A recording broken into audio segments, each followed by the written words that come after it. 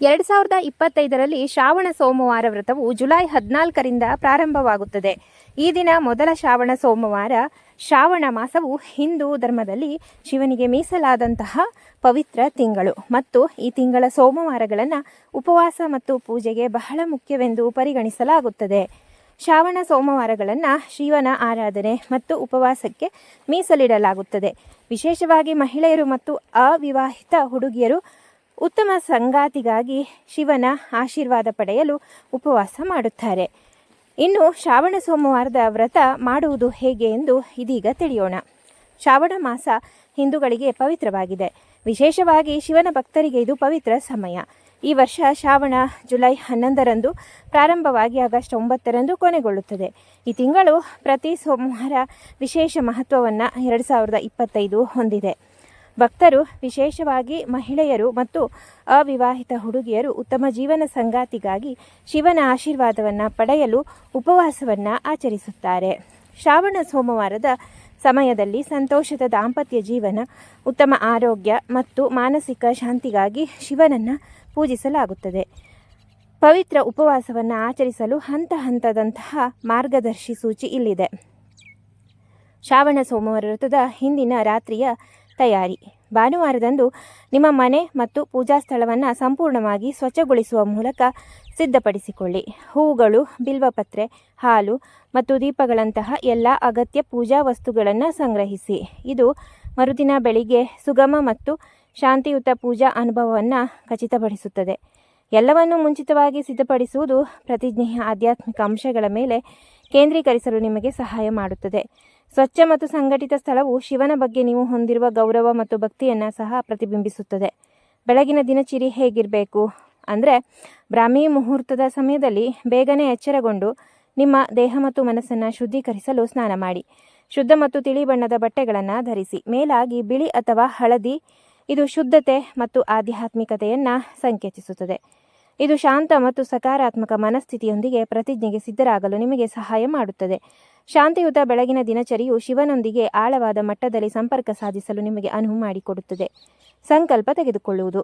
ಶಿವನ ವಿಗ್ರಹ ಅಥವಾ ಶಿವಲಿಂಗದ ಮುಂದೆ ಶಾಂತವಾಗಿ ಕುಳಿತು ಭಕ್ತಿ ಮತ್ತು ಸಮರ್ಪಣೆಯೊಂದಿಗೆ ಉಪವಾಸವನ್ನು ಆಚರಿಸುವ ಪವಿತ್ರ ಪ್ರತಿಜ್ಞೆಯಾದ ಸಂಕಲ್ಪವನ್ನು ತೆಗೆದುಕೊಳ್ಳಿ. ಸಂತೋಷ ಮತ್ತು ತೃಪ್ತಿಕರ ಜೀವನಕ್ಕಾಗಿ ಶಿವನ ಆಶೀರ್ವಾದವನ್ನು ಕೋರಿ ನಿಮ್ಮ ಪ್ರಾರ್ಥನೆಗಳನ್ನು ಅರ್ಪಿಸಿ. ಈ ಸಂಕಲ್ಪವು ನಿಮ್ಮ ಆಧ್ಯಾತ್ಮಿಕ ಪ್ರಯಾಣದ ಆರಂಭವನ್ನು ಸೂಚಿಸುತ್ತದೆ ಮತ್ತು ಅದನ್ನು ಪ್ರಾಮಾಣಿಕತೆ ಮತ್ತು ನಂಬಿಕೆಯಿಂದ ಸಮೀಪಿಸುವುದು ಅತ್ಯಧಿಕ. ಅಭಿಷೇಕ ಮಾಡುವುದು. ಶಿವನಿಗೆ ಪಂಚಾಮೃತವನ್ನು ಅರ್ಪಿಸುವ ಮೂಲಕ ಪ್ರತಿಜ್ಞೆಯ ನಿರ್ಣಾಯಕ ಭಾಗವಾದ ಅಭಿಷೇಕ ಆಚರಣೆಯನ್ನು ಮಾಡಿ. ಶುದ್ಧ ನೀರಿನಿಂದ ಪ್ರಾರಂಭಿಸಿ, ನಂತರ ಹಾಲು, ಮೊಸರು, ಜೇನುತುಪ್ಪ, ತುಪ್ಪ ಮತ್ತು ಸಕ್ಕರೆಯನ್ನು ಅರ್ಪಿಸಿ. ಆಚರಣೆಯ ಸಮಯದಲ್ಲಿ ಓಂ ನಮಃ ಶಿವಾಯ ಅಥವಾ ಮೃತ್ಯುಂಜಯ ಮಂತ್ರವನ್ನು ಪಠಿಸಿ. ಈ ಅಭಿಷೇಕವು ನಿಮ್ಮ ಮನಸ್ಸು ಮತ್ತು ದೇಹವನ್ನು ಶುದ್ಧೀಕರಿಸುತ್ತದೆ ಮತ್ತು ಮಂತ್ರಗಳ ಪಠಣವು ಶಿವನ ದೈವಿಕ ಶಕ್ತಿಯೊಂದಿಗೆ ಸಂಪರ್ಕ ಸಾಧಿಸಲು ನಿಮಗೆ ಸಹಾಯ ಮಾಡುತ್ತದೆ. ಬಿಲ್ವಪತ್ರೆ ಮತ್ತು ಇತರ ವಸ್ತುಗಳನ್ನು ಅರ್ಪಿಸುವುದು. ಶಿವನಿಗೆ ಬಿಲ್ವಪತ್ರೆ, ಬಿಳಿ ಹೂವುಗಳು, ಹಣ್ಣುಗಳು ಮತ್ತು ಧೂಪದ್ರವ್ಯದ ತುಂಡುಗಳನ್ನು ಅರ್ಪಿಸಿ. ಭಾಂಗ್ ಅಥವಾ ಶ್ರೀಗಂಧದ ಪೇಸ್ಟನ್ನು ಸಹ ಅರ್ಪಿಸಬಹುದು. ದೀಪಗಳು ಮತ್ತು ಧೂಪದ್ರವ್ಯದ ತುಂಡುಗಳನ್ನು ಬೆಳಗಿಸಿ ಮತ್ತು ಪ್ರಾರ್ಥನೆ ಮತ್ತು ಧ್ಯಾನದಲ್ಲಿ ಸ್ವಲ್ಪ ಸಮಯವನ್ನು ಕಳೆಯಿರಿ. ಈ ಅರ್ಪಣೆಗಳು ಶಿವನಿಗೆ ಕೃತಜ್ಞತೆ ಮತ್ತು ಭಕ್ತಿಯನ್ನು ಸಂಕೇತಿಸುತ್ತವೆ. ವಿಶೇಷವಾಗಿ ಬಿಲ್ವಪತ್ರೆಯನ್ನು ಅರ್ಪಿಸುವ ಕ್ರಿಯೆಯು ಶಿವನನ್ನು ಮೆಚ್ಚಿಸುತ್ತದೆ ಮತ್ತು ನಿಮ್ಮ ಆಸೆಗಳನ್ನು ಈಡೇರಿಸುತ್ತದೆ ಎಂದು ನಂಬಲಾಗಿದೆ. ಇನ್ನು ವ್ರತ ಕಥೆಯನ್ನು ಓದುವುದು ಅಥವಾ ಕೇಳುವುದು. ಶಿವನನ್ನು ತಮ್ಮ ಭಕ್ತಿಯಿಂದ ಮೆಚ್ಚಿಸಿದ ಭಕ್ತನ ಕಥೆಯನ್ನು ವಿವರಿಸುವ ಶ್ರಾವಣ ಸೋಮವಾರ ವ್ರತ ಕಥವನ್ನು ಆಲಿಸಿ ಅಥವಾ ಓದಿ. ಇದು ವ್ರತದ ಮಹತ್ವವನ್ನು ಅರ್ಥ ಮಾಡಿಕೊಳ್ಳಲು ಮತ್ತು ಶಿವನೊಂದಿಗೆ ಭಾವನಾತ್ಮಕವಾಗಿ ಸಂಪರ್ಕ ಸಾಧಿಸಲು ನಿಮಗೆ ಸಹಾಯ ಮಾಡುತ್ತದೆ. ಕಥೆಯ ನಂಬಿಕೆ ಮತ್ತು ಭಕ್ತಿಯ ಮಹತ್ವದ ಪ್ರಬಲ ಜ್ಞಾಪನೆಯಾಗಿದೆ. ಉಪವಾಸದ ಆಯ್ಕೆಗಳು. 3 ವಿಧದ ಉಪವಾಸಗಳಿಂದ ಆರಿಸಿಕೊಳ್ಳಿ. ನಿರ್ಜಲ ಅಂದರೆ ಆಹಾರ ಅಥವಾ ನೀರಿಲ್ಲದೆ ಉಪವಾಸ ಮಾಡುವುದು. ಫಲಾಹಾರ ಉಪವಾಸ ಅಂದರೆ ಹಣ್ಣುಗಳು ಮತ್ತು ಹಾಲನ್ನು ಸೇವಿಸಿ ಅಥವಾ ಏಕ ಸಮಯ ಸಂಜೆ ಮಾತ್ರ ಒಂದು ಊಟ ಮಾಡುವುದು. ನಿಮ್ಮ ಆರೋಗ್ಯ ಮತ್ತು ಸಾಮರ್ಥ್ಯಕ್ಕೆ ಸೂಕ್ತವಾದಂತಹ ಆಯ್ಕೆಯನ್ನು ಆರಿಸಿಕೊಳ್ಳಿ. ಶಿವನು ಉಪವಾಸದ ಕಟ್ಟುನಿಟ್ಟಿಗಿಂತ ನಿಮ್ಮ ಭಕ್ತಿ ಮತ್ತು ಪ್ರಾಮಾಣಿಕತೆಯನ್ನು ಹೆಚ್ಚು ಗೌರವಿಸುತ್ತಾನೆ. ಶ್ರಾವಣ ಸೋಮವಾರ ವ್ರತದ ಸಮಯದಲ್ಲಿ ಉಪ್ಪು ಸೇವಿಸುವುದನ್ನು ತಡೆಯಿರಿ. ಸಂಜೆ ಪೂಜೆ ಮತ್ತು ಉಪವಾಸ ಮುರಿಯುವುದು. ಸಂಜೆ ಒಂದು ಸಣ್ಣ ಪೂಜೆ ಮಾಡಿ ದೀಪಗಳನ್ನು ಬೆಳಗಿಸಿ ಮಹಾದೇವನಿಗೆ ಹೂಗಳು ಅಥವಾ ಬಿಲ್ವಪತ್ರೆಯನ್ನು ಅರ್ಪಿಸಿ. ನಿಮ್ಮ ಉಪವಾಸದ ಪ್ರಕಾರಕ್ಕೆ ಅನುಗುಣವಾಗಿ ಶಿವ ಆರತಿಯನ್ನು ಪಠಿಸಿ ಮತ್ತು ನಿಮ್ಮ ಉಪವಾಸವನ್ನು ಮುರಿಯಿರಿ. ದಿನದ ಆಚರಣೆಯನ್ನು ಮುಗಿಸಲು ಸಂಜೆ ಪೂಜೆ ಬಹಳ ಅವಶ್ಯಕ.